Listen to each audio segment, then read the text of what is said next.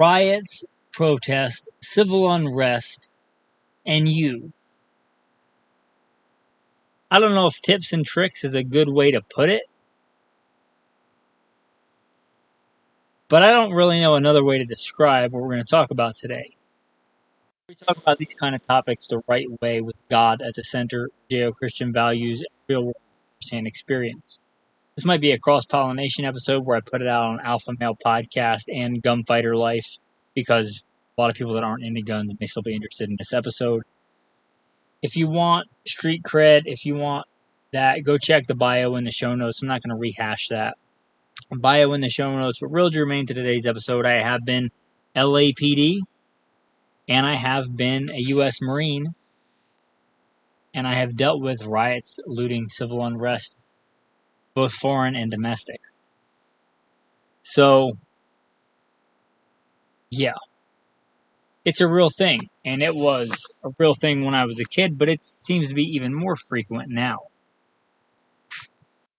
Why that is, socio-political, economic reasons, this is not the place to hash that out or figure out why. That's not the focus of today's episode. What is the focus is if you find yourself having to deal with them. So, I guess I should say, as an American, as somebody who's fought to defend the Constitution against enemies, foreign and domestic, absolutely believe you or people with your opposing views, whatever side you're on, have the right to peaceably assemble. That's right in the First Amendment, right in there with the freedom of religion. That's not what we're talking about here today. Also, a good general rule in life is don't go to stupid places with stupid people and do stupid things. From the book of 1 Corinthians, do not be misled. Bad company corrupts good character. And from the book of Proverbs, one who has unreliable friends soon comes to ruin. But there is a friend who sticks closer than a brother. Proverbs 11, he who walks with wise men will be wise, but the companion of fools will suffer harm. One more and we'll move on. Do not associate with a man given to anger or with a hot-tempered man, for you will learn his ways and find a snare yourself. Okay, so one of the big things I'm going to tell you is don't be there, right? There are certain techniques when you get punched in the head, when you get punched in the face. I've been punched in the head or face more times than I can remember. Maybe those things are connected. But there's a certain technique where it's going to hurt less if you're getting punched in the face. But the best way is move your head so it's not there when the punch is thrown. So, the same thing has to do with riots and looting and civil unrest. Maybe don't be there. Right? Then you will have nipped all this in the bud, right? You won't need, to dodge a Molotov cocktail if you're not there. You're not going to have to remember stop, drop, and roll when you're on fire with, gasoline and melted styrofoam if you weren't there in the first place. So, don't be there. Population density matters. But I want to live in the city so I can go to Starbucks and get my soy latte and, can I have cinnamon with that? Maybe that's not what's really important in life. But if you're there around a bunch of people, you kind of need a bunch of people to riot and have civil unrest. You know where they're not looting and rioting? Outer Mongolia, the Aleutian Islands, Galapagos, right? Maybe don't be where a ton of people. But a lot of people live in cities. You're probably not going to take that advice. If you're in cities generally, maybe don't be in the... If you're going to be in a city anyway, maybe don't be in the hot spots of the city. Maybe avoid it. Rule number 2, cardio. The odds of you having to use a gun or a fire extinguisher or a gallon of milk to get pepper spray out of your eyes or whatever it is, right? More likely is you're going to need good cardio. So have good cardio. That's just a good life skill in general. Probably not what you want to hear, but cardio is important. Can you run a couple of blocks without feeling like you're going to die? Can you climb over a fence without dying? Right? These are just life skills that you probably should have. But cardio. Talking about pepper spray, that goes both ways. If you're getting mobbed, swarmed, whatever, a larger than you would normally carry maybe thing of pepper spray in your vehicle or whatever, that may come in handy. It's less lethal. It's kind of a pain in the butt. Had that stuff on me more times than I can remember. I'm generally not a big fan of it, but in this kind of scenario where you might have to deal with a crowd of people, maybe something to consider. I am a big fan of EDC in general, Bible or some Bible verses, gun, good fixed blade knife, a tourniquet, which we'll come back to, and the random other stuff you need for the more mundane, like a wallet, a cell phone. Right? I'm a big fan of EDC. I've done whole episodes on EDC, but that is like your baseline.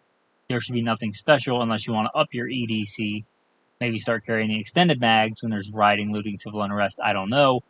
This is not the episode for me to talk about, why almost every other modern gun is better than Glock. There's a whole other podcast for that. But just have an EDC, know how to use the things that you have. But in addition to that, like a larger can of pepper spray may be good to have. Now let's talk about having to deal with being sprayed, being gassed, of which I've had the displeasure of both, and things you can do. The number one thing you can do is just, again, exit the AO, get out of that area, and just suck it up, Buttercup. You get sprayed in the face with pepper spray, you get gassed, you just suck it up. Like, you're not gonna, unless you have some weird medical condition, you're not gonna die. It's gonna suck for a while. That's just life sometimes, just in a more acute, extreme version. Like, you just suck it up. You can still fight, you can still run, you can still arrest somebody, you can still articulate a sentence after you've been pepper sprayed, after you've been gassed, right? You can still think. So you just suck it up, Buttercup. Some other things you can do is cover your eyes, right? Getting pepper spray in your eyes is really bad. So cover your eyes with sunglasses or something like that. If you don't have a gas mask, if you don't carry one in your vehicle, I mean, what are you, Canadian? I don't know. But if you don't have a gas mask, maybe a wet cloth, a wet rag is better than nothing for that kind of stuff. So those little neck gaiters, those kind of things, better than nothing if you have to exit an area or go through an area that's being gassed or sprayed or whatever. So just some things there. You've been sprayed. Water doesn't do a whole lot unless you can take a long cold shower. If you can get somewhere with a long cold shower, yeah, that's kind of nice. Milk is nice, but I doubt you're carrying gallons of milk to these things, unless you were there to cause trouble in the first place. I don't think a gallon of milk is part of most people's EDC, but just be aware that it does work. I don't want to turn this into a gun episode, but the term riot gun, that's a 12-gauge shotgun. And it got the term riot gun for a reason. You do what you want with that information. I'm not telling you should or shouldn't have a 12-gauge in your vehicle, but why would you not have a 12-gauge in your vehicle? I mean, come on. That's just kind of common sense. It's a multi-tool. Consider it a multi-tool for men, like a manly multi-tool, like a Leatherman on steroids. The 12-gauge shotgun can do so much. From regular, run-of-the-mill 9-pellet double-aught buck, it's slugs, less lethal, if you know how to do it, breaching, opening doors, things like that. So why would you not have a 12-gauge in your vehicle? But also, talking about opening stuff, bolt cutters, and not for anything nefarious, not for breaking into things. I know you could take a lot of the stuff I'm doing and use it for bad, but you can do that anyway. Bolt cutters for getting out of an area. If you're, trying to evade an area, bolt cutters may come in handy. And I'm not for destroying private property, but if it comes between that and you dying or being burnt alive or something like that, maybe use the bolt cutters and maybe go back later and pay the person back double. Say, I ruined this, here's a brand new chain, or here's twice as much as it's worth, or whatever. But bolt cutters, you don't even have to destroy it if you know how to pick locks and have lock picks and carry those generally on your EDC or in an EDC bag. Lock picking is just a good skill. And not for anything nefarious. How many times you locked yourself out of something and it was yours and you had every right to get in there, you just forgot the key or dropped the key or couldn't find the key. Like lock picking is just a good life skill. So you might want to think about that. Not in this scenario so much for getting into an area, but for getting out of an area. Another one, 4-wheel drive. Got a vehicle. I've done whole things on vehicle kit. This is not the hash out vehicle kit, but if you have a couple of vehicles and you have one that has 4-wheel drive and you think you might end up in one of these areas, maybe have the 4-wheel drive. Realize that things like traffic laws, those are secondary laws. They're not primary laws like God's immutable 10 commandments or like God's immutable laws of nature that only he can change, like gravity. Like the lines in a road, those are like suggestions on where you maybe could drive. They're not bound by the laws of physics. You can go over those lines, right? You can ride on the shoulder. You could maybe cross over a median and go another way. I'm not telling you to do that day to day, but between that happening and you dying, maybe that's the better course of action. So, and a lot of times 4-wheel drive will open avenues of egress that otherwise would be closed to you because, I don't know, you have a Prius. So if you have a vehicle with 4-wheel drive, maybe drive that, even if it costs you a little bit more in gas, on days when this is a heightened possibility. Also, on that, keep your gas, this is just a life skill, but it certainly applies here. Keep your gas tank more than half full. When the city's on fire and you jump in your car and you realize the gas light is on and it was on when you drove in this morning, that's probably not the time to really need gas. Right? So keep your gas tank above half. That's just a good life skill. Do I do it 100% of the time? No, but I do it a lot of the time. I try and make that a habit. When my gas tank gets half or below half, before I go home, put gas in the tank. It's just a good thing to do. Again, this is an emergency is not the time to realize you need gas. Try and just pretend that the halfway mark is empty for you from now on. Just a good life skill, but especially here. Again, you don't want to, like you did a bunch of stuff and you were distracted that morning and you drove to work knowing you needed gas, but you just wanted to make it because you were late. Because you wanted to stop and get your fancy soy latte or whatever instead of getting gas. Keep your gas tank above half. It's just a good life skill in general. You never know when someone get hurt or something like that, and you don't have the time to get gas. So just keep it at more than half a tank. And 4-wheel drive. Texting. Now, you younger millennials and even younger, this is probably your default anyway. But any kind of mass emergency, generally phones will go down. Sometimes, not always, sometimes a text will go through and a call will not. So if your default is calling, maybe try and send a text, just try and send it a bunch of times. Maybe it will go through. But it's more likely to go through than a phone call. So remember the text message. Again, these are individual episodes that you should probably look into more, and I've gone in a lot of detail. This is not going to turn into a bailout bag episode or a bug out bag episode or a get home bag episode. But maybe having a bag of some prepared items in your vehicle that just make common sense, having that in there. Any plan you have for getting out of an area should have a way to devolve into a man-portable plan. Meaning if your vehicle is out of action or you're stuck gridlocked in traffic or all the freeways are shut down or whatever, you get 3 flat tires, you should have a plan to get out of there on your Lamborghinis, with your boots, with your leather personnel carriers. Which means you might want a bag. You might want a bag with just some basic stuff in there, right? So if you're like, I got a bug out bag, well, is it at home? Well, if it's at home and you're 30 miles away at work and the peanut butter and chocolate hits the fan, when you're at work, that bug out bag maybe as well be on the moon. Have it with you in your vehicle, right? So, yeah, have a bag. And this is not, whether to hash out what a bailout bag is, what a bug out bag is. Have a bag of common prepared items that you might need for that situation. And we've done episodes on that in the past. I'm not going to insult you. You probably know how to use a search engine.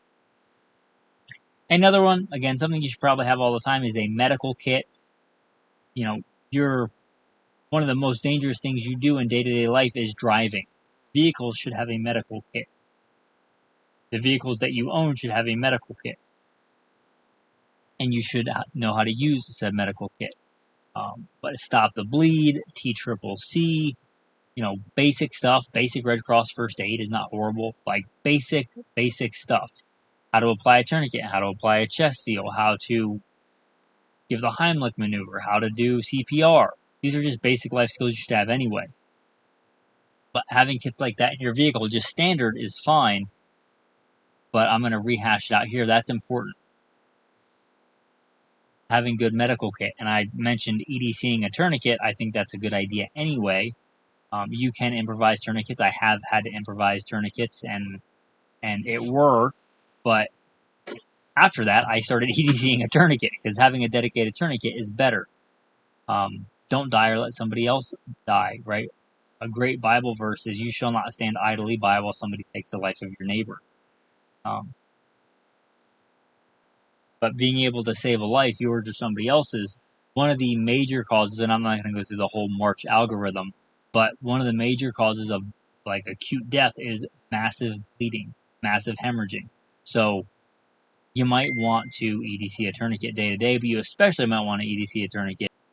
But especially if you're going to be in one of these areas, maybe have an EDC tourniquet. You can EDC another medical kit, a very small medical kit, an ankle kit, one of the small Blue Force gear kits.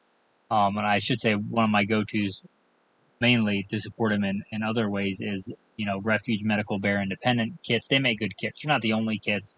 North American Rescue makes good kits. Not some cheap Chinesian junk, but get a good kit, have a good kit. And at least, I say a bare minimum is have a tourniquet on you. But those are some tips and tricks, which is, I think, the best way I can think to put it, for looting, rioting, civil unrest. Again, the best medicine, maybe don't be there. So with that, guys, no tactical tip of the day, because it seems like, this whole thing was kind of tips. But I'll close with another tactical verse, another proverb. "My son, if sinners entice you, do not consent. If they say, 'Come with us,' let us lie in wait for blood. Let us ambush the innocent without cause." Let us lurk secretly for the innocent without cause. Let us swallow them alive like Sheol, and whole like those who go down to the pit. We shall find all kinds of precious possessions. We shall fill our houses with spoil. Cast in your lot among us. Let us all have one purse. My son, do not walk in the way with them. Keep your foot from their path, for their feet run to evil, and they make haste to shed blood.